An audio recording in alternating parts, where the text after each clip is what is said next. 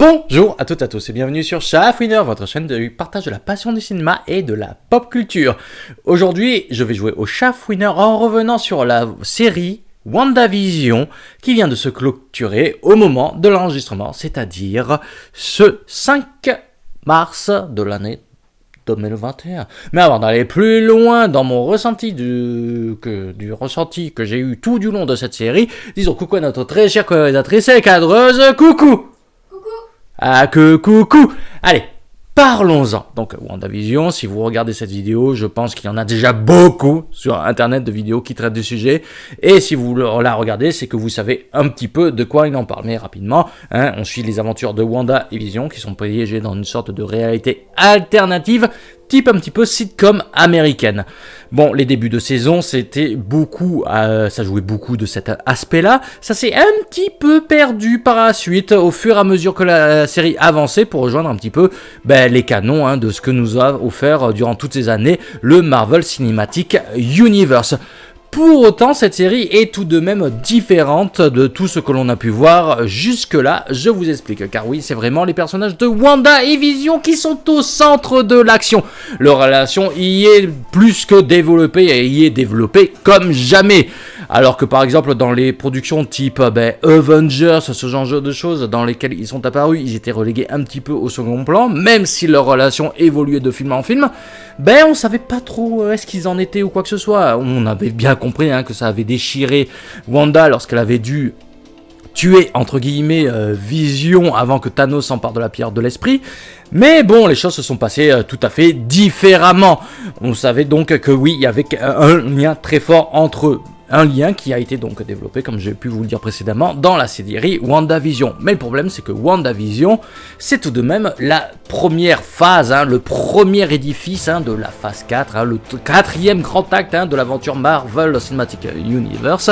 Pour une fois, c'est une série télé qui a mis quand même le budget, parce que pour une série télé, elle est de qualité. Franchement, au niveau des effets spéciaux ou quoi que ce soit, c'est très beau à voir. Et au fur et à mesure, justement, de l'avancée de cette série, on allait de surprise en surprise, de quoi justement ouvrir quelques portes pour le Marvel Cinematic Universe, pour la phase 4 du Marvel Cinematic Universe. J'ai pu vous en parler dans une vidéo précédente, la toute dernière vidéo que j'ai sortie jusque-là, où justement, oui, bon, c'est pas un secret de polichinelle, va y avoir beaucoup de multiverses, de réalités alternatives, ce genre de choses, dans cette phase 4. Et justement, WandaVision permet justement de mettre en avant tout cela. Bon, après, comme j'en parlais dans la vidéo, quid de Black Widow, un petit peu étrange, même un petit clin d'œil ou quoi que ce soit, ça aurait peut-être pas été de mal, peut-être pour rattacher les ponts, savoir où est-ce que ça va pouvoir se situer, ou est-ce que Black Widow va pouvoir apporter des éléments pour la suite, enfin bref, mystère. Peut-être que The Falcon and the Winter Soldier qui commence le 19 mars prochain pourra répondre à cette question.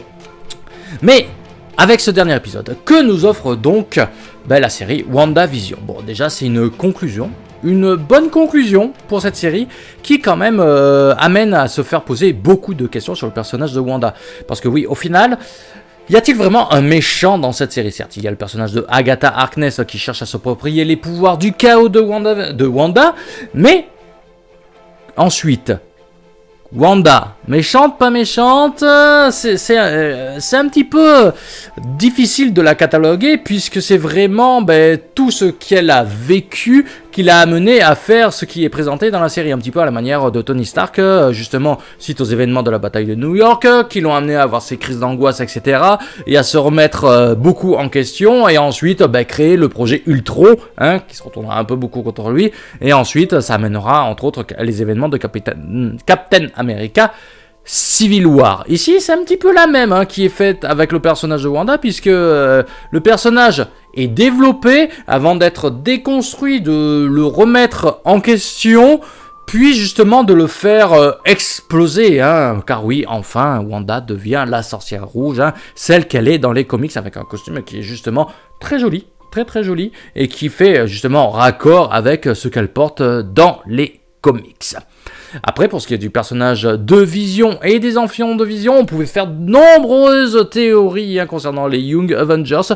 Qu'en sera-t-il réellement? La scène post-générique peut justement répondre à cette question, car oui, tout du long du moins, dans les derniers épisodes de la série est mis en avant le Darkhold. Le Darkhold, The Book of the Damned, le livre des damnés, que l'on a déjà pu voir dans la saison 4 de Agent of S.H.I.E.L.D. C'est vrai que le nom de Darkhold, lorsque Agatha Harkness l'a prononcé dans le dernier épisode de la série, ça me dit « Ah, tiens, on a déjà entendu parler de ça, mais oui, le Darkhold est déjà apparu dans le Marvel Cinematic Universe. » Bon, il nous permet d'apprendre certaines choses, comme quoi la sorcière rouge pourrait être plus puissant que les sorciers suprêmes. De là à dire, encore une fois, que Wanda pourrait être la méchante de Doctor Strange in the Madness of the Multiverse, il n'y a qu'un pas. Parce que la scène post-générique, elle rend pas serein quant au personnage, quant au devenir du personnage. Ce qui serait raccord avec les comics, où justement suite à la perte de ses enfants, elle pète un boulot. Donc oui, au final, ce final de saison, comment dire ? Quand on est fan de l'univers Marvel, on s'attend à avoir pléthore de caméos, d'anecdotes, d'idées pour la suite ou quoi que ce soit. Ici, c'est vraiment la conclusion de l'histoire de WandaVision qui est mise en avant. Il y a des portes ouvertes, notamment avec la première scène post-générique qui met en avant Monica Rambeau et un Skrull qui parle justement d'un ami qui la demande dans l'espace. Un ami commun avec sa mère, donc soit c'est, j'ai plus le nom du Skrull mais il s'affiche en bas, ou sinon c'est Nick Fury qui la demande dans l'espace, comme ça fut le cas, comme on le voyait à la fin c'était quoi? Je crois que c'était dans Spider-Man Far From Home, qu'il y avait une scène post-générique avec Nick Fury dans l'espace. Enfin, ça se corrige si je me trompe. Et aussi, ça ouvre donc la porte soit à Captain Marvel 2, soit à Secret Invasion.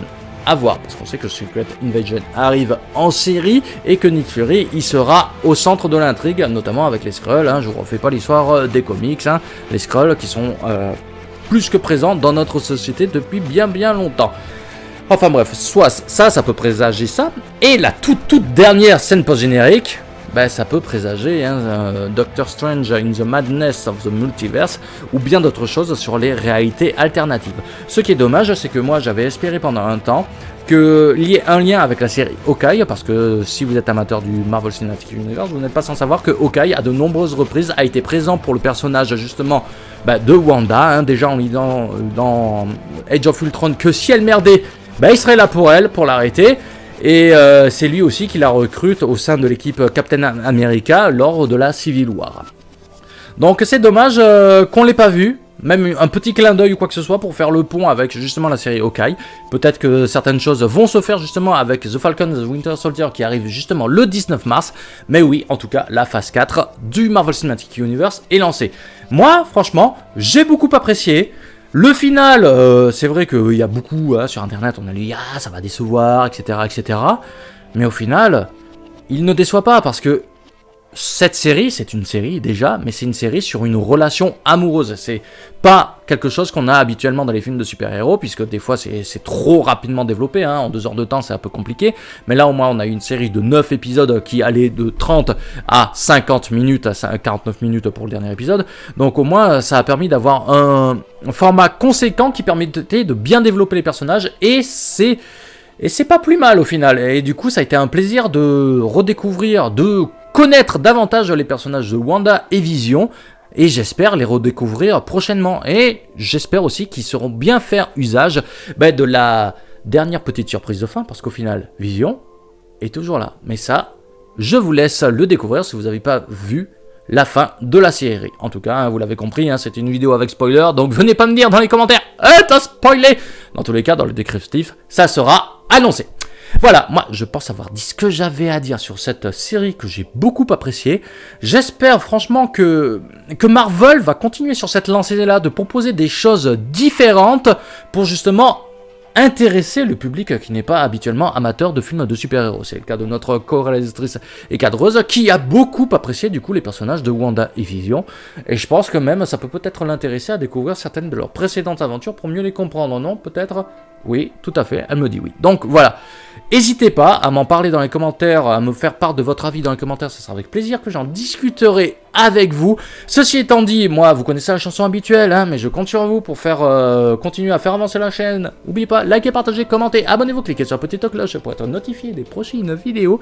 Ceci étant dit, j'ai pas plus à vous dire, je vous dis donc, à la prochaine.